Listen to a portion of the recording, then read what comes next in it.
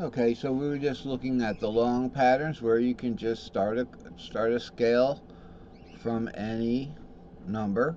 But remember, the tuning third is not included in this diagram. So depending on where you start that scale, when you hit the fifth string, the whole thing has to go this way. Let's draw an arrow there, make sure everybody knows what we're talking about. This way, okay? On the fifth string has to go up one fret, okay? So that we've covered many times, and we want to get to these diminished because this is an easy topic for me, at least. I'll be honest with you. And this is also the short patterns here. Okay, the same thing happens, although they migrate towards the fret nut. Playaways migrate, the modals migrate away. We're looking a little closer at the modals now because half diminished is a modal mode, a modal mode. It's not caged. Okay, although the E cage, the Locrian cage, does strictly start on the 7.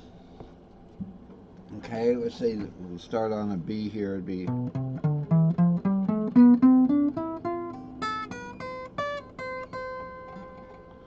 now that would be the short patterns. The long pattern will go.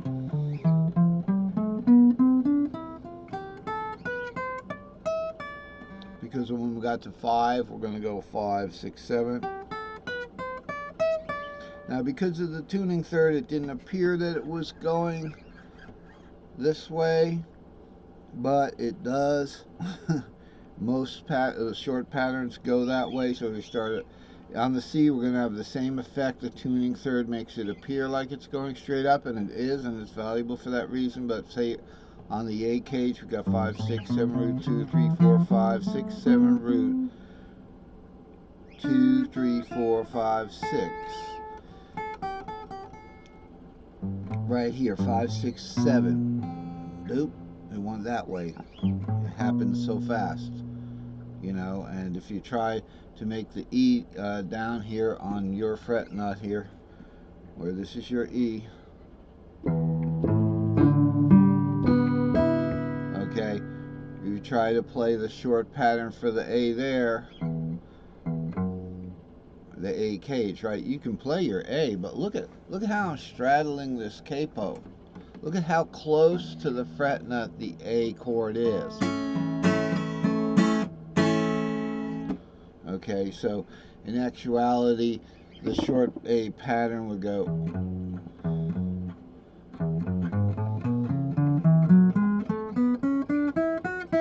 But the long would go 5, 6, 7, root 2, 3, 4, 5, 6, 7, 4, 5, 6, 7, root 2, 3, 4, 5, 6, 7. Like that. Okay, I had to warp it up, and I had to also do some shape fitting on that 7 root 2. Shape fitting means you know the string shape that you want to play, like 7 root 2, but you have to place it somewhere. So what we just did on that was a long pattern on the A, in the A cage there. So we went 5, 6, 7, root 2, 3, 4, 5. I went that, right? 4, 5, 6. And then I had to shape fit this 7 root 2 on top of the Lydian 4, 5, 6. The 4C long string shape. Add to that, after that 7 root 2, we had to warp up to 3, 4, 5. Remember, E goes to C, so as we go up in string shapes, we're going in string shape fifths. String shape fifths go in a circle. There's a circle of fifths right there. C, A, G. Here's the fifths, C, G, D, A, E. If we're going horizontally, as we go away from the fret nut, we use cage, C, A, G, E, D. The other way towards the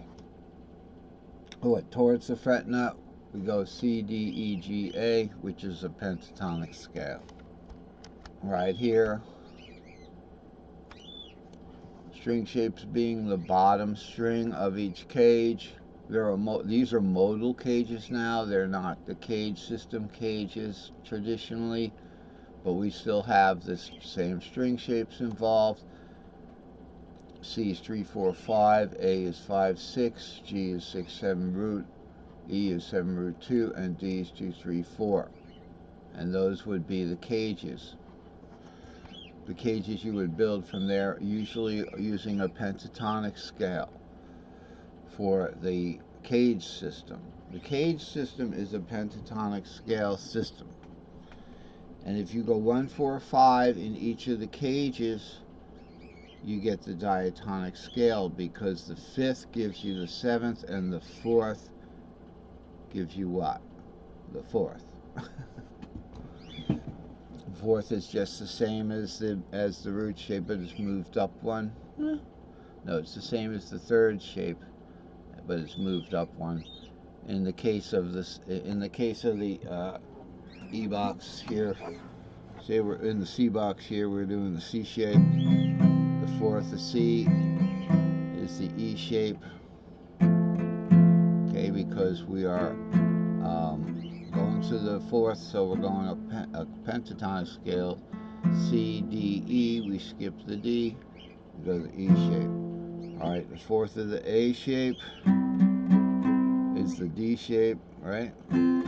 That you can see just from the keyboard. The 4th of the A shape is the D shape, like that. Going up a pentatonic scale, A goes to C, skip C, and go to D. Okay. So, all right. So this has got to be the longest subject I've ever covered, but so it seems. So let's look at a couple of different ways to play the half-diminished. We can do the easy sub of the 2nd minor and just add the 7th. Here's the 2nd minor, Dorian minor. Here's the root. Here's the Dorian minor. Just add the 7th to that, and we're essentially getting this. Okay, so that's just take the Dorian minor and add the 7th. I haven't filled in the wonderful notes up on this particular box, but down here, and we're going to look at this too, but right now we want to get down here a second. So this is it. In the light purple, we have the Dorian. The 7s are the blue-gray. In the yellow, we have the root. So this would be in the C box. Okay. This would be in the C box here. This is your normal tuning, open tuning. So notice we have a B right here. That's your B string. We have an E right here, the 3rd of C. B is the 7th of C. The G string is the 5th of C. Okay, the D string is the 2nd of C, and the A string is the 6th of C, in the key of C, let's say. But it'll work for any box that you move this thing along, right? We look at these modal relationships here, and we can see that if we go C in the E box, we take the C as the 4th of E. Let's see how these things work. My bad there. It's in the C box, okay, and we have an E-shaped 4th, obviously, so we've got our C, we have an E-shaped 4th, alright.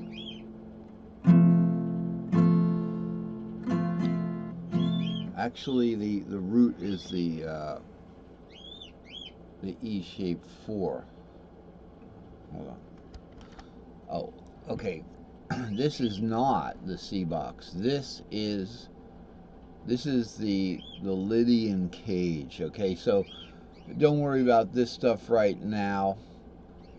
I've brought what we need out of this 1, 4, 5 over to here for the substitution.